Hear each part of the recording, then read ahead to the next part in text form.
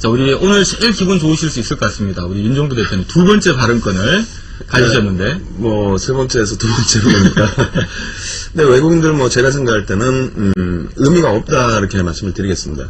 의미가 없다. 예. 예. 뭐, 2005년 이후에 지속 매도를 하고 있었고, 지금 범위에서 뭐, 제 기준에서는 10거래일 정도의 매수나, 혹은 10거래일 정도의 매도를 기준으로 놓고 보는데, 네. 2005년 이후에 10거래일 이상 뭐, 매수를 했던 적은 불과 몇 번 안 되거든요. 네. 근데 이번에는 뭐, 그 10거래일도 아니고, 그래서 뭐, 큰 의미가 없지 않겠느냐.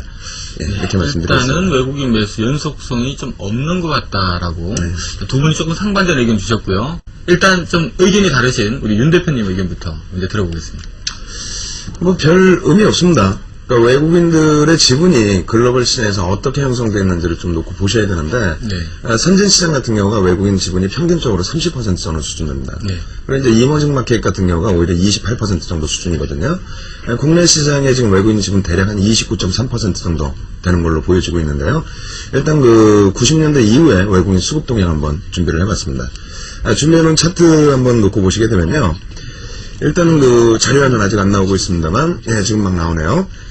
외국인 그 지분한도 자유화 해준 이후에 지속적으로 외국인 지분은 상향이 됐었죠. 그리고 난 이후에 이제 그 1000포인트 위쪽에서는 외국인들의 매도가 뭐 집중돼 있었습니다. 근데 특히 이제 외국인들의 연속 순매수성의 매수가 들어왔던 부분은 2005년 6월 말에서 7월 초순, 그리고 2007년도 4월이 되겠는데요.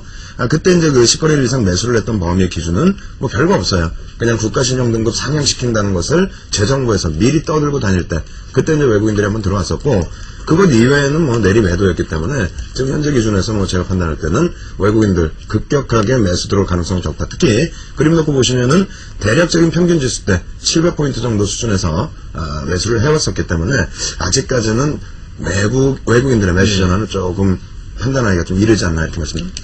우리 일단 윤정두 대표께서는 일단 외국인들 매매에 지금 방향성이 없는 상태이기 때문에 크게 매도한다는 얘기는 아니시죠? 그러니까 의미가 없다고요. 조금 전에 이제 그 말씀 잘 해주셨는데, 그 국민연금 쪽에서 대차 부분의 상환 부분을 좀 일찍 이제 요구한 부분이 있었습니다. 그 부분에 대한 이제 쇼커볼링 물량도 있었을 거고요.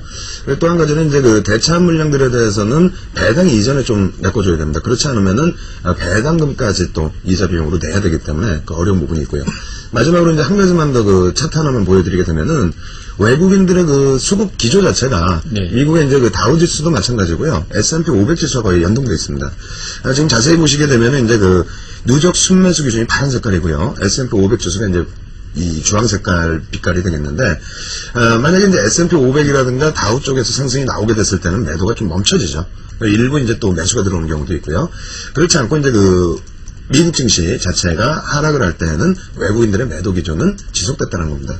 근데 이제 그 선진국 시장이나 이머징 마켓에서 평균 외국인 지분율 감안했을 때 지금 기준으로 놓고 보면은 거의 중간 수준이라는 거예요. 28에서 30% 사이.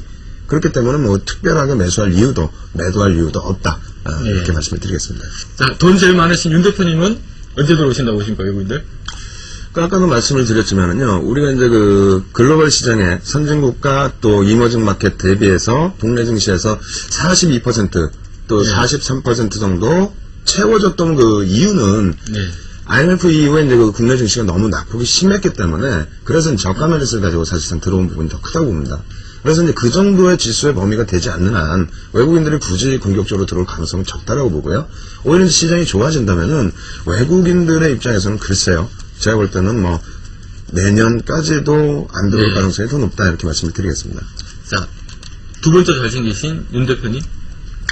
일단 그 뭐 주간 내내 주간 방송 때도 말씀드렸고 뭐 무료 방송 때도 계속 말씀을 드렸는데 빅3의 내용 자체는 뭐 저는 절대 호재라고 본 적도 없고 그렇기 때문에 지금 빅3 때문에 올라왔던 부분이 다시 되밀린 거에 대해서는 뭐 정상적이다 이렇게 말씀드리고 싶고요. 그 부분은 나중에 다시 한번 말씀드리고 지금 통화수합 관련해서는 굉장히 긍정적인 호재거리를 말씀을 드리겠습니다. 다만 달러화에 대한 통화수합이 아니라 자국 통화에 대한 통화수합 그 부분은 약간 기대치에 못 미치긴 합니다만 규모 면에서는 분명하게 재료 요인으로 작용될 수 있다 이렇게 말씀드리겠습니다. 좀 긍정적으로 보고 계신 거죠? 상당히 긍정적으로 보고 있습니다.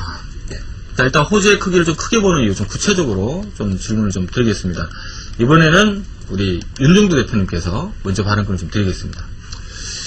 일단 그건 좀 말이 안 되는 것 같아요. 미국의 자동차 업체의 그 구제안이 부결될 것이다. 그건 사실상 누구도 예상할 수 없었던 범위고요. 다만 제가 재료가 안 된다라고 말씀드렸던 범위는 세 가지로 나눠서 말씀을 드렸습니다. 요구했던 그 사항이 340억 불이라는 규모였고, 근데 그 규모에서 나오게 된다면은 지난주에도 말씀드린 것처럼 미국의 이제 그 정책 자체가 완전히 그렇다면 오바마 대통령 당선인 쪽, 민주당 쪽으로 집중이 되면서 내년 1월 20일 취임식 이전에 정책 공백이 생기지 않는다는 범위. 그래서 재료가 될 수 있다 말씀드린 거고요. 두 번째로 이제 그 규모에 못 미치거나 혹은 연기가 됐을 때의 경우에는 상당한 악재, 연기가 됐을 때 특히 이제 상당한 악재가 될 수 있어서 그래서 700포인트까지 열어두자라고 말씀을 드린 거였습니다. 근데 다행히 이제 그 통화 수합 부분에서 이제 좀 방어를 해준 그런 부분이 있는데, 일단 어찌됐건 그 빅3에 대한 구제안 자체는 미국 상원에서는 좀 부결이 되긴 했지만은 백악관에서 공식적으로 바로 이제 그 또 다른 자구안을 내놓겠다는 의견, 그리고 민주당 쪽에서는 절대 그것을 버릴 수 없다라는 그런 기준이 있기 때문에, 그렇다면은 어찌됐건 주말 효과 한번 해결 방안을 한번 놓고 보자. 금요일날 이제 아시아 증시 쪽에서는 어느 정도 반영이 되어 있기 때문에 주말 효과 부분을 놓고 보자 이렇게 말씀드리겠고요. 그리고 이제 지금 현재 통화 수합 관련해서는 저도 깜짝 놀랐습니다. 사실 처음 나온 부분이 수요일날 개장 초에 나왔거든요. 네. 일본과의 통화 수합이 먼저 발표가 되고, 오늘 기준에서 이제 다시 또 나와준 부분이 12일 오후에 발표를 하겠다 이렇게 내용이 나왔습니다. 그 전까지만 해도 사실 14일에 한중일 정상회담 때 발표가 될 것으로 예상했었고요. 그리고 사실 재정부에서 좀 굉장히 많이 앞서 나가는 경우가 많았거든요. 네. 예전 참여정부 때도 마찬가지고 국가신용등급의 상향이라든가 이런 부분의 의견들을 벌써 미리 막 국민들에게 알려주시는 그런 서비스를 해주셨는데, 이번에는 전혀 그런 언급이 없어서 굉장히 불안했습니다. 그리고 과연 이 통화 수합이 시장에서 알려진 것처럼 300억 불에서 350억 불 정도 신규 통화 수합이 나올 수 있느냐라는 범위가 됐는데, 지금은 월등히 높죠. 430억 불 규모의 신규 통화 수합을 가지고 왔다는 거. 네. 근데 이 부분은 굉장히 좋은데, 한 가지 아쉬운 부분이 있다면 달러와 통화 수합이 아니고 자국 위안화와 엔화의 통화 수합이라는 건 조금 기대치는 못 미친다라고 말씀드리겠습니다. 어쨌든 결론적으로는 CD금리의 안정세, 그러니까 CD금리는 어제 금리를 인하하면서 추가적인 안정세를 내주긴 했지만은요, CD금리의 안정세, 그리고 CD금리 쪽도 마찬가지고요, 또 CDS 프리미엄 자체의 안정화를 기대해 볼 수 있다. 이 모든 부분은 이제 금융지표에 대한 안정성을 기대해 볼 수 있기 때문에, 그렇다면은 시장에 있어서 하방경성을 확보할 뿐더러요, 만약에 이제 미국과 유럽 쪽에서의 반등이 이어진다면 이격 줄이는 현상까지 충분하게 나타날 수 있다. 그래서 지난주까지는 아시아 증시를 놓고 볼 때도 일본과 홍콩과 우리나라를 비교하면서 거의 비슷하게 움직였다는 말씀드렸는데, 이제부터는 10월 중순 이후에 우리나라 때문에 사실상 아시아가 깨져내려갔거든요. 네. G7 회담 때 통화수합 못 가져온 그 부분 때문에 CD금리도 급등이 나오고 통화수합도 마찬가지고 CDS 프리미엄도 마찬가지고 환율 부분도 1,200원대를 살짝 이탈시켰던 범위가 다시 1,500원 근처까지 올랐습니다. 근데 이제 이러한 범위를 이제 통화사업으로 이제 어느 정도 다 메꿔놨기 때문에, 그렇다면 10월 중순까지의 위치를 볼 수가 있겠다. 다만 10월 중순이면은 1,300포인트 대거든요. 근데 미국 증시가 그 당시 대비해서 지금 밀려 내려온 게 오늘 아침 종가 기준으로 한 7% 이상. 만약에 이제 오늘 선물 동향처럼 더 빠진다면, 그렇다면은 상대적으로 지금 방어해 줄 수 있는 여력은 미국과의 이격 줄이는 범위는 한 3%에서 5% 수준. 예. 그렇게 이제 말씀을 드리도록 하겠습니다. 일단 윤종도 대표님도 우선 1100 깨면 사야 되는지 아니면 따로 팔아야 되는지 결론부터 먼저 해주시죠. 저희 쪽은 언제든지 말씀드린 것처럼 빅3 관련해서는 이제 오버슈팅이라고 봤기 때문에 재료로서 인식을 안 했고요. 그래서 수요일 날 현금 비중을 85%까지 늘렸습니다. 전체적으로 다 차익 실현을 해버렸고, 그리고 어제 일부 편입하고요. 죄송스럽습니다만 오늘 표준 포트가 또다시 100%가 돼버렸습니다. 네. 그렇기 때문에 제 입장에서는 라이브 방송 고객분들은 20-30% 정도는 현금 비중을 말씀을 드려놨습니다만, 어쨌든 표준 포트가 다시 100%라는 기준이라면은 현재 기준에서는 지난주 700을 열어놨다 할지라도 오늘 선반영된 측면이 충분하다 이렇게 판단을 하고 있기 때문에 사는 쪽으로 무게감을 드리겠습니다. 네. 먼저 윤종도 대표님부터 듣도록 하겠습니다. 우리 윤 대표님은 참조적으로 지난주에는 현대차를 관심주로 제시를 해주셨는데, 현대차가 월요일부터 시작을 해서 불러주셨던 매수 가능가 치고 뭐 월화수 연속 급등을 하다가 지금 이제 오늘 내려앉아버린 바람에 어떤 분들은 에이 된장 뭐 얘기하시는 분들도 계신 것 같은데, 자 어쨌든 뭐 다행히 수요일날 뭐 문자로 다 매도 사인은 보내드린 걸로, 뭐 지금 굉장히 지금 채팅방에 보니까 팬들이 많이 들어와 있는 것 같아서 고맙다고, 이번 주 종목 궁금하다 하시는 분들이 많이 계신데, 자 이번 주에는 다음 주 어떤 종목 좀 관심을 가지고 계십니까? 뭐 시간이 없어가지고 뭐 시황 부분은 거의 접어야 될 것 같고요. 종목만 말씀을 간단하게 드려야 되는데, 제가 생각할 때 이제 그 통화 수업 범위에서의 재료다라고 한다면 단순하게 보셔도 될 것 같아요. 그러니까 지금 현재 상태에 자동차가 지난주에 좋아서 추천드린 거는 사실 아닙니다. 지금 기준에서는 순환성의 흐름을 계속 기준을 잡아드리거든요. 네. 근데 이제 그 10월 중순 이후에 10월 16일부터 해서 전체 시장이 무너졌습니다. 무너진 이유는 별게 없습니다. G7 회담 때 그 자신감을 갖고 나갔었던 통화 수합 단 한 건도 체결을 못 시키고 왔죠.